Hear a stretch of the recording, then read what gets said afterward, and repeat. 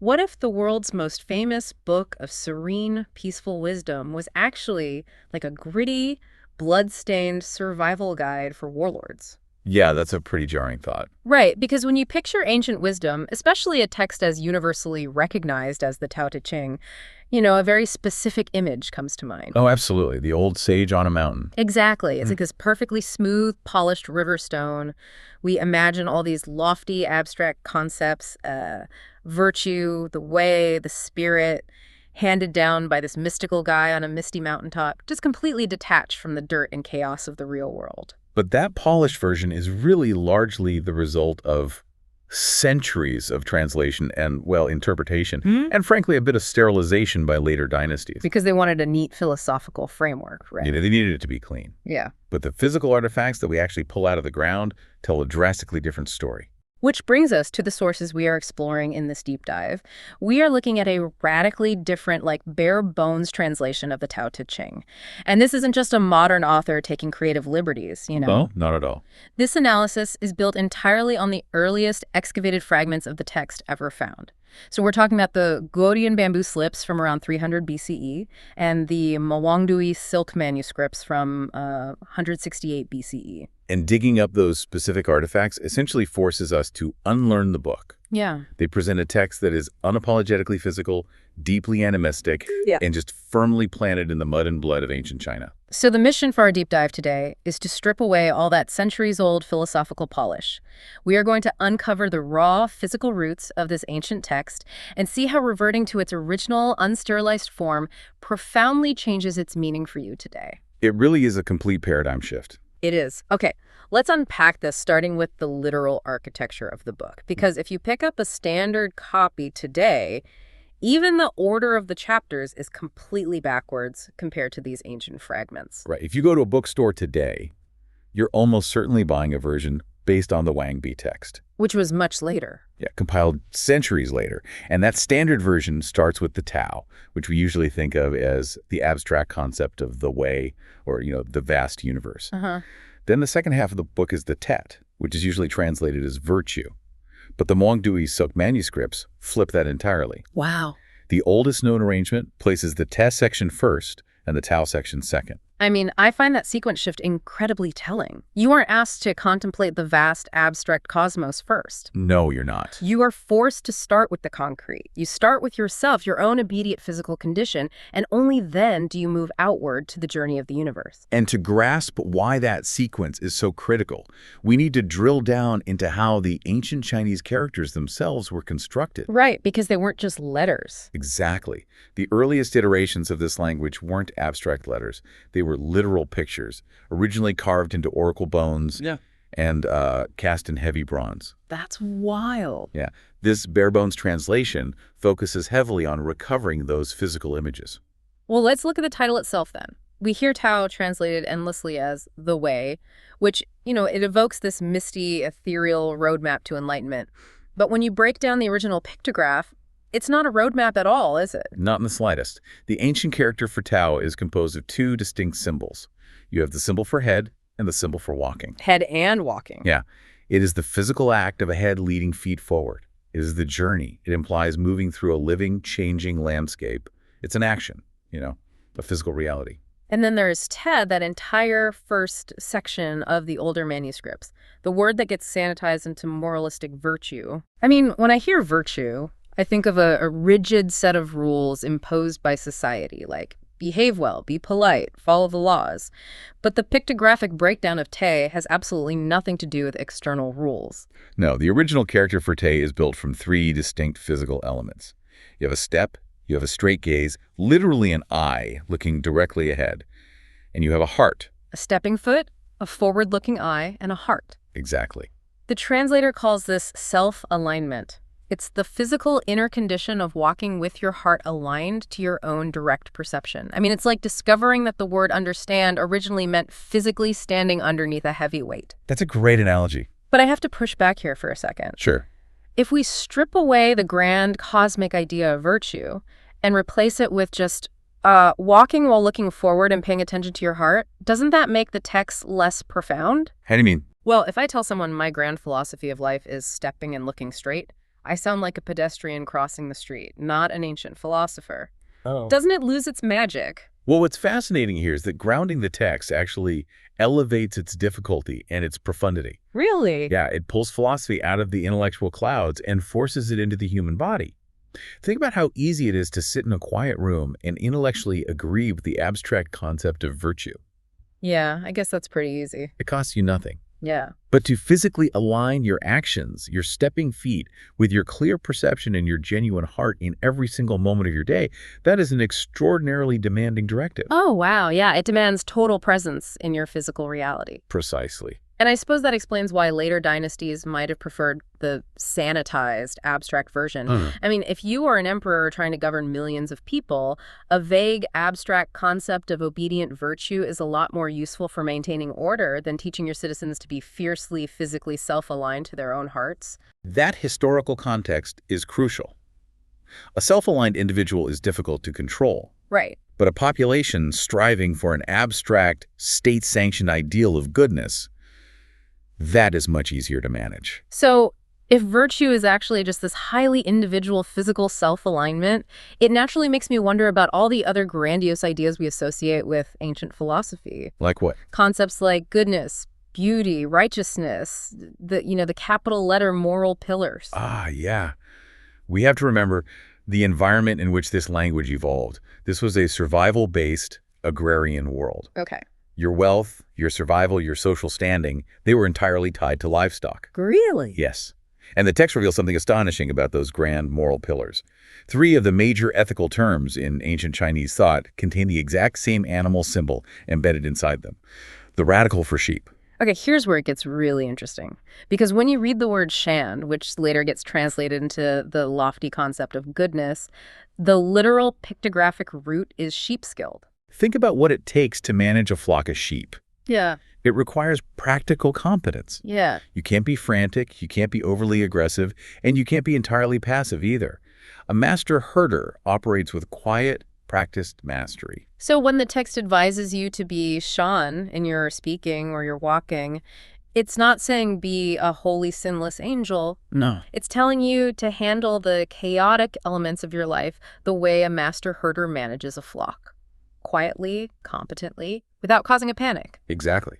And the aesthetic concept of beauty, yanyi, is equally grounded. It literally translates to big sheep. Right. Prosperity. Yeah, a well-fed animal. It's not about finding a sunset visually pleasing. It's about recognizing tangible wealth and health. And the most visceral example is yi, which later moralists translated as righteousness. Oh, this one blew my mind. The original pictograph combines the symbol for sheep with the symbol for me, which notably contains a spear. My sheep on my blade. My sheep on my blade. That is so incredibly far from claiming a moral high ground in an argument. Righteousness is the visceral, painful act of sacrificing your own resources. It is giving up what is yours. It's extremely physical. And even the grand concept of benevolence, Ren, is stripped of its philosophical weight. It's simply the symbol for a person next to the number 2. 2 people together. Yeah, the simplest, most fundamental form of not being alone in a harsh world. It's brilliant. You start to see a very clear picture emerging. The ideal behavior championed by this ancient text isn't divine goodness or mystical detachment at all. No, it is practical agrarian competence, surviving, sharing resources, and managing daily chaos with sheep skill. But if that's the ideal behavior, then the hero of this story cannot be the person we usually imagine. You know, the guy with the long white beard sitting in a cave, meditating his life away, completely detached from society. Right, we have to transition our mindset here. We move from the agrarian pasture into the incredibly violent political reality of the time. These texts were recorded during the Warring States period. Which was brutal. It was an era of constant, brutal conflict, shifting borders, and extreme danger. We normally call the hero of the Tao Te Ching the sage, the Shengren. But when you break down the earliest character for Shengren, you don't find a glowing halo. Yeah. You find the symbol for an ear and the symbol for a mouth. And the translator specifically identifies this figure not as a sage, but as an investigative reporter. An investigative reporter. Yes, someone who listens keenly, observes the reality on the ground, and reports accurately. So what does this all mean? To me, it means we need to swap out our mental image. The text's hero isn't a magical wizard. Yeah. The hero is more like an embedded war correspondent in a combat zone. They aren't trying to conquer the territory, and they aren't pretending the violence doesn't exist. They're relying on pure, grounded, situational awareness just to survive. And the combat zone they are navigating is vividly described in the characters themselves. Take the word for a country or state. Guo. It translates to a spear-walled territory. Oh. It paints a picture of a defended perimeter where the threat of violence is just constant. You can almost hear the weapons clanking against the walls. And the ruler of this territory, the Wang, isn't a divine, untouchable emperor. The character is 3 horizontal strokes representing sky, people, and ground, all connected by a vertical line. Right. It represents an axe king, a regional strongman trying to hold a fractured, chaotic territory together by sheer force. And the advice this text gives to those axe kings navigating their spear-walled territories is breathtakingly pragmatic. There's a famous line that says, governing a great territory is like cooking a small fish. That is such a brilliant, tactile metaphor. Isn't it? Anyone who has ever cooked a small, delicate fish in a pan knows exactly what that means. If you constantly poke it, flip it, and prod it, the fish completely disintegrates. Exactly. You have to leave it alone and let the heat do the work. The text is warning these hyper-aggressive warlords, basically, stop micromanaging. Right. The more laws you mandate, the more thieves you create. The more you poke the territory, the faster it falls apart. The text goes even further, doesn't it? By completely stripping the glory out of military conquest. In a time when warlords were constantly celebrating their victories and expanding their borders, this text states bluntly that fine weapons are instruments of ill omen. Yeah, it actually advises that if you win a war, you shouldn't throw a parade or build a monument. You should treat your victory as a funeral rite. That's heavy. You should stand among the dead with grief and weeping. That is an astonishingly grounded, sobering piece of advice for a society completely addicted to warfare. Because in a spear-walled territory, every victory comes at a massive human cost, and celebrating that cost only breeds arrogance and guarantees future retaliation. Right.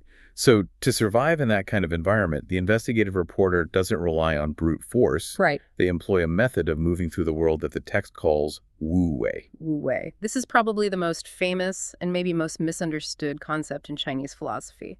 I always pictured it as a guy floating passively down a river, just letting the current take him wherever, pure non-action. And that translation of non-action completely misses the dynamism of the original pictograph. Oh, absolutely. The character Wu actually shares an ancient root with the word for dance. The original image depicts a figure with arms spread wide, holding plumes or feathers. So the translator interprets Wu Wei as dancing without forcing. Yes. That changes everything. Dancing isn't passive. Dancing requires immense physical skill, rhythm, and active participation. Exactly. You are moving freely, letting your body respond to the rhythm of the journey, but you are not imposing a rigid, forced ego onto the movement. And we connect this to the bigger picture. To truly grasp the depth of dancing without forcing, we have to confront the translator's most controversial choice. Right, the untranslated words. Yeah, they purposefully leave several words in their original Chinese form. They refuse to translate them into English, stating that the inconvenience is the point. I love that. The inconvenience is the point. Let's look at the word xuan. In standard translations, it usually gets glossed over as mysterious or dark or profound. But replacing xuan with mysterious completely erases the grueling physical labor embedded in the ancient character. Tell me about it. The pictograph depicts twisted silk fibers. The notes detail how raw silk had to be manually wrung and twisted by hand to create thread. It required incredible forearm strength and hyperfocused tension. Because if you twist too loosely, the thread breaks. Right. But if you twist too tightly, it kinks and ruins the whole spool. And the dyeing process is even more labor-intensive. Oh, yeah. You have to dip the twisted silk into an indigo vat, pull it out, let it oxidize in the air, and then dip it again. Dozens of dippings over several days. It's intense. The silk passes through every color spectrum until it finally hits this incredibly dense, almost black shade that still holds a reddish warmth when the light hits it.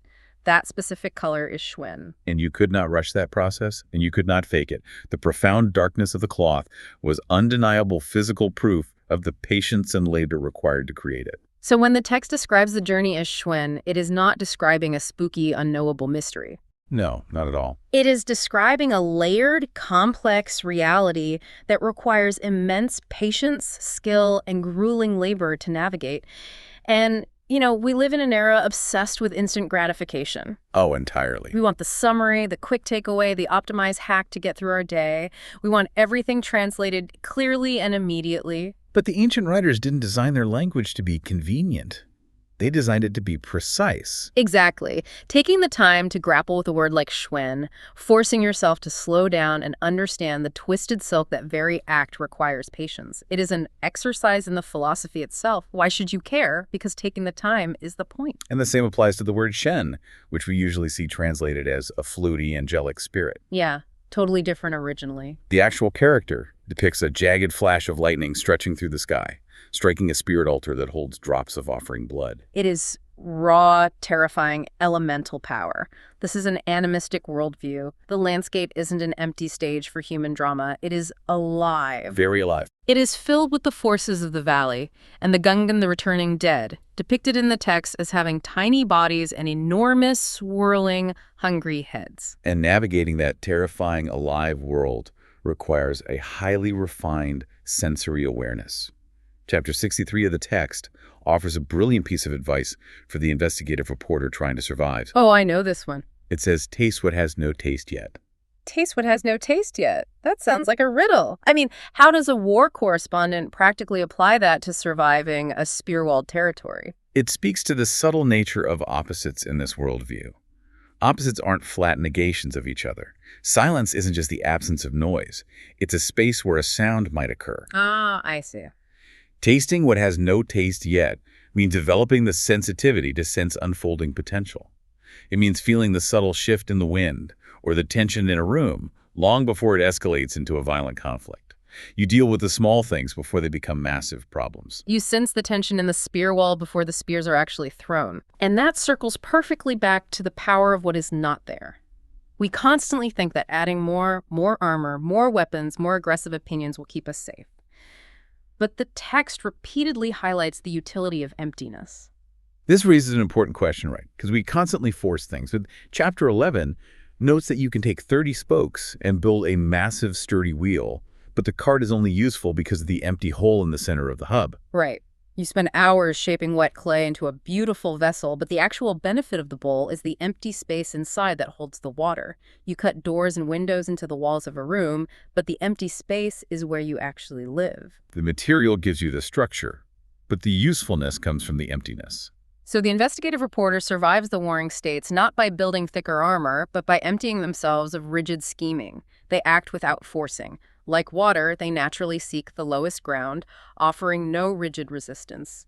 Yeah, the text says the rhino finds no place to thrust its horn, and the tiger finds no place to sink its claws, because the reporter isn't standing there offering a stiff target.